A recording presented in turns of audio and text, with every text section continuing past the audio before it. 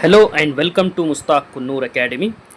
Dear students, ಭಾಳಷ್ಟು ಡೌಟ್ಸನ್ನು ಕೇಳ್ತಾ ಇದ್ರಿ. ಸರ್, ನಾವು ಈಗಾಗಲೇ ರಿಸಲ್ಟ್ ಬಂದಿದೆ, ಅಂದರೆ C25 ರಿಸಲ್ಟ್ ಅಥವಾ C20 ರಿಸಲ್ಟ್.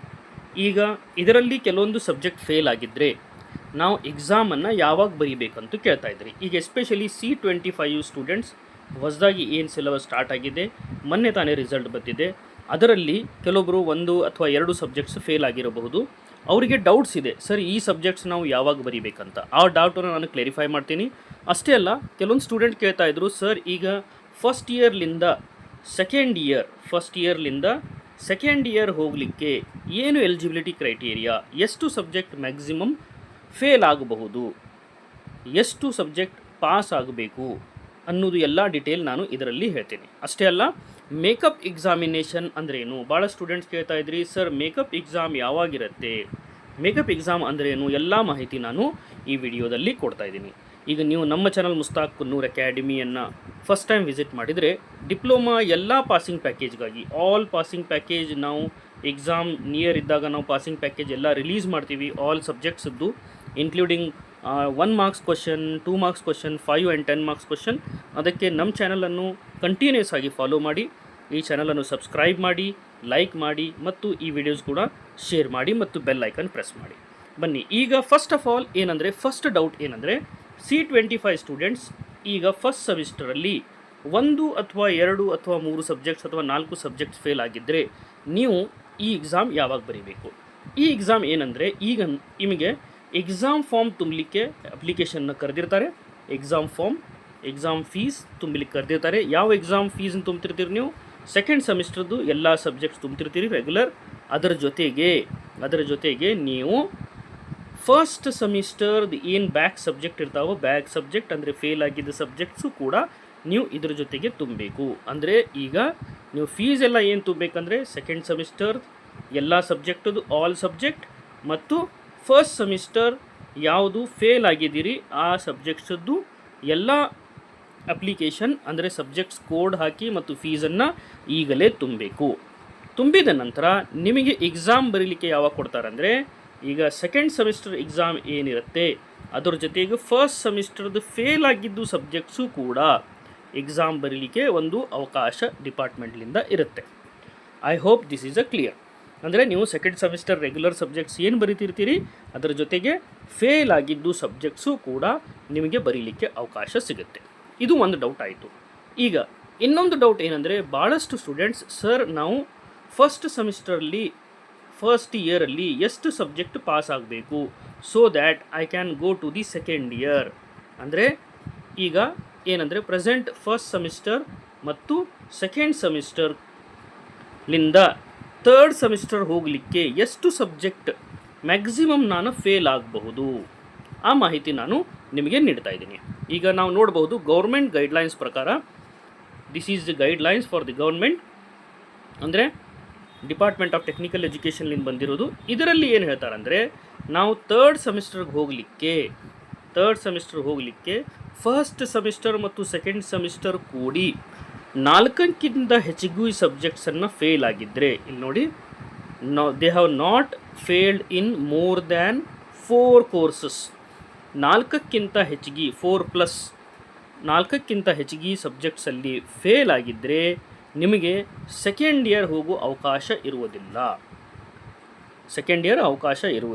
ಅದೇ ರೀತಿ ಈಗ ನೀವು ಸೆಕೆಂಡ್ ಇಯರಲ್ಲಿ ಇದ್ದೀರಂದರೆ, ಸೆಕೆಂಡ್ ಇಯರಲ್ಲಿ 4ಕ್ಕಿಂತ ಹೆಚ್ಚಿಗೆ ಸಬ್ಜೆಕ್ಟ್ಸ್ ಫೇಲ್ ಆಗಿದ್ದರೆ ಥರ್ಡ್ ಇಯರ್ ಹೋಗೋ ಅವಕಾಶ ಇರುವುದಿಲ್ಲ. ಇದು ನೀವು ನೆನ್ಪಿಟ್ಕೊಳ್ಳಿ. ಇವೆಲ್ಲ ಲೆಕ್ಕ ಏನು ಮಾಡ್ತಾರಲ್ಲ, this is shall not considering the purpose of carry over, ಅಂದರೆ ಆಡಿಟ್ ಮತ್ತು ಬ್ರಿಡ್ಜ್ ಕೋರ್ಸ್ ಲೆಕ್ಕಕ್ಕೆ ಹಿಡಿಯೋದಿಲ್ಲ. They will not consider audit and bridge courses. Regular subjects ಏನಿದ್ದಾವೆ 4ಕ್ಕಿಂತ ಹೆಚ್ಚಿಗೆ failed in more than 4 courses, ಇಲ್ಲಿ ನೋಡಿ, ಮೋರ್ ದ್ಯಾನ್ 4 ಕೋರ್ಸಸ್ಸಲ್ಲಿ ನೀವು ಒಂದು ವೇಳೆ ಫೇಲ್ ಆಗಿದ್ದರೆ ನೀವು ಫಸ್ಟ್ ಇಯರ್ಲಿಂದ ಸೆಕೆಂಡ್ ಇಯರ್ ಹೋಗಲಿಕ್ಕೆ ಅವಕಾಶ ಇರುವುದಿಲ್ಲ.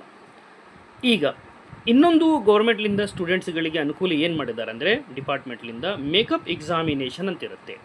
ಈಗ ಈ ಮೇಕಪ್ ಎಕ್ಸಾಮಿನೇಷನ್ ಯಾವಾಗಿರುತ್ತೆ, ಈ ಮೇಕಪ್ ಎಕ್ಸಾಮಿನೇಷನ್ ಫಸ್ಟ್ ಇಯರ್ ಇದರಲ್ಲಿ ಸೆಕೆಂಡ್ ಸೆಮಿಸ್ಟರ್ ಎಕ್ಸಾಮ್ ಆದ ನಂತರ ರಿಸಲ್ಟ್ ಬಂದ ನಂತರ ಇದು ಮೇಕಪ್ ಎಕ್ಸಾಮ್ ಇರುತ್ತೆ. ಈ ಮೇಕಪ್ ಎಕ್ಸಾಮ್ ಯಾರಿಗೆ ಹೆಲ್ಪ್ ಆಗುತ್ತಂದರೆ, ಯಾವ ಸ್ಟೂಡೆಂಟ್ಸ್ಗಳಿಗೆ ಕೆಲವೊಂದು ಸಲ ಮಿನಿಮಮ್ ಇಂಟರ್ನಲ್ ಕೊಟ್ಟಿರುವುದಿಲ್ಲ, ನಾಟ್ ಎಲಿಜಿಬಲ್ನ ಮಾಡಿರ್ತಾರೆ. ನಾಟ್ ಎಲಿಜಿಬಲ್ ಮಾಡಿರುವ ಸ್ಟೂಡೆಂಟ್ಸ್ಗಳಿಗೆ ಅಥವಾ 4ಕ್ಕಿಂತ ಹೆಚ್ಚಿಗೆ ಸಬ್ಜೆಕ್ಟ್ಸ್ ಫೇಲ್ ಆಗಿರುವ ಸ್ಟೂಡೆಂಟ್ಸ್ಗಳಿಗೆ ಈ ಮೇಕಪ್ ಸೆಮಿಸ್ಟರಲ್ಲಿ ಅಟೆಂಡ್ ಆಗಿ ಆ ಸಬ್ಜೆಕ್ಟ್ಸ್ಗಳನ್ನು ಪಾಸ್ ಮಾಡಿಕೊಂಡು ಹೈಯರ್ ಸೆಮಿಸ್ಟರ್ ಅಂದರೆ ನೆಕ್ಸ್ಟ್ ಇಯರ್ ಪ್ರಮೋಟ್ ಆಗಲಿಕ್ಕೆ ಒಂದು ಅವಕಾಶನ ಮಾಡಿಕೊಡ್ತಾರೆ. ಆದರೆ ಇದರಲ್ಲಿ ನಾವು ನೋಡಬಹುದು, ಮೇಕಪ್ ಸೆಮಿಸ್ಟರ್ ಅಂದರೆ ಇದೂ ಒಂದು ಸೆಮಿಸ್ಟರ್, ಇದರಲ್ಲಿಯೂ ಕೂಡ ನೀವು ಇಂಟರ್ನಲ್ ಎಕ್ಸಾಮ್ ಬರೀಬೇಕು ಮತ್ತು ಫೈನಲ್ ಎಕ್ಸಾಮ್ ಕೂಡ ಬರೀಬೇಕು. ಇದು ಕೂಡ ಬೋರ್ಡ್ ಎಕ್ಸಾಮ್ ಇರುತ್ತೆ. ಇದರಲ್ಲಿ ಎಲ್ಲ ಪಾಸ್ ಆಗಿ ರಿಸಲ್ಟು 4ಕ್ಕಿಂತ ಹೆಚ್ಚಿಗೆ ಬ್ಯಾಕ್ಲಾಗ್ ಇರದೇ ಇದ್ದರೆ, ಅಂದರೆ 4ಕ್ಕಿಂತ ಹೆಚ್ಚಿಗೆ ಬ್ಯಾಕ್ಲಾಗ್ ಇಲ್ಲ, ಲೆಸ್ ದ್ಯಾನ್ 4 ಬ್ಯಾಕ್ಲಾಗ್ ಇತ್ತಂದರೆ ನಿಮಗೇನಿದೆ ಅಂದರೆ ನೀವು ಮೇಕಪ್ ಎಕ್ಸಾಮಲ್ಲಿ ಪಾಸ್ ಆಗಿದ ಮೇಲೆ ನಿಮಗೆ ನೆಕ್ಸ್ಟ್ ಇಯರಿಗೆ ಪ್ರಮೋಟ್ ಮಾಡ್ತಾರೆ. I hope this is clear. ಈಗ ಒಂದು ವೇಳೆ ನಿಮಗೆ ಮತ್ತೆ ಏನಾರು ಡೌಟ್ ಇತ್ತಂದರೂ ನೀವು ನಮ್ಮ ಕಮೆಂಟ್ ಬಾಕ್ಸಲ್ಲಿ ಕಮೆಂಟ್ ಹಾಕಿ ಹೇಳಿ, ನಾವು ಈ ನಿಮ್ಮ ಡೌಟ್ಸನ್ನು ಕ್ಲಾರಿಫೈ ಮಾಡಲಿಕ್ಕೆ ಟ್ರೈ ಮಾಡ್ತೀವಿ. ಅಷ್ಟೇ ಅಲ್ಲ, ಕೊನೆಯದಾಗಿ ಭಾಳಷ್ಟು ಸ್ಟೂಡೆಂಟ್ಸ್ ಕೇಳ್ತಾ ಇದ್ರು, ಸರ್ ನಾವು CGPA ಅಂದರೆ ನಮಗೀಗ ಪಾಯಿಂಟ್ಸ್ ಬಂದಿದೆ, ಅದರಿಂದ ಪರ್ಸೆಂಟೇಜ್ ಯಾವ ಥರ ಕನ್ವರ್ಟ್ ಮಾಡಬೇಕಂತ. ಈಗ ನಾನು ಈಗಾಗಲೇ ಪ್ರೀವಿಯಸ್ ವಿಡಿಯೋದಲ್ಲಿ ಹೇಳಿದ್ದೀನಿ, ಪರ್ಸೆಂಟೇಜ್ ಕನ್ವರ್ಟ್ ಮಾಡಲಿಕ್ಕೆ ಒಂದು ಫಾರ್ಮುಲಾ ಇದೆ. ಅದೇನು ಫಾರ್ಮುಲಾ ಅಂದರೆ, ಏನು CGPA ಇದೆ -0.75 ಅದನ್ನು ಇಂಟು 10 ಮಾಡಬೇಕು. ಫಾರ್ ಎಕ್ಸಾಂಪಲ್ ನಿಮಗೆ 8 CGPA ಬಂದಿದ್ದರೆ -0.75 ಮಾಡಿಬಿಟ್ಟು ಇಂಟು 10 ಮಾಡಿದಾಗ ಏನು ವ್ಯಾಲ್ಯೂ ಬರುತ್ತೆ, ದ್ಯಾಟ್ ವಿಲ್ ಬಿ ಯುವರ್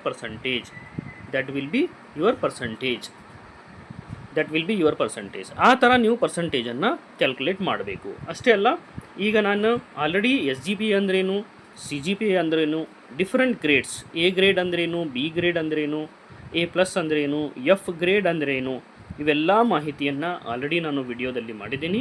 ನಮ್ಮ ಚಾನಲ್ ಮುಸ್ತಾಕ್ ಕುನ್ನೂರ್ ಅಕಾಡೆಮಿ, ನೀವು ಚಾನಲನ್ನು ವಿಸಿಟ್ ಮಾಡಿಬಿಟ್ಟು ಪ್ಲೇಲಿಸ್ಟಲ್ಲಿ ಹೋಗಿ ನೋಡಿದಾಗ ನಿಮಗೆಲ್ಲ ವಿಡಿಯೋಸ್, ಅಷ್ಟೇ ಅಲ್ಲ all passing package of all subjects of all ಬ್ರಾಂಚಸನ್ನು ನಾನು ಅಪ್ಲೋಡ್ ಕೂಡ ಮಾಡಿದ್ದೀನಿ. ನೀವು ಅದನ್ನು ನೋಡಿ ರೆಫರ್ ಮಾಡಿಬಿಟ್ಟು ಒಳ್ಳೆ ಮಾರ್ಕ್ಸ್ ತೊಗೊಳ್ಳಿ ಅಂತ ಹೇಳಿ ನಾನು ಈ ವಿಡಿಯೋನ ಕ್ಲೋಸ್ ಮಾಡ್ತಾಯಿದ್ದೀನಿ. Thank you.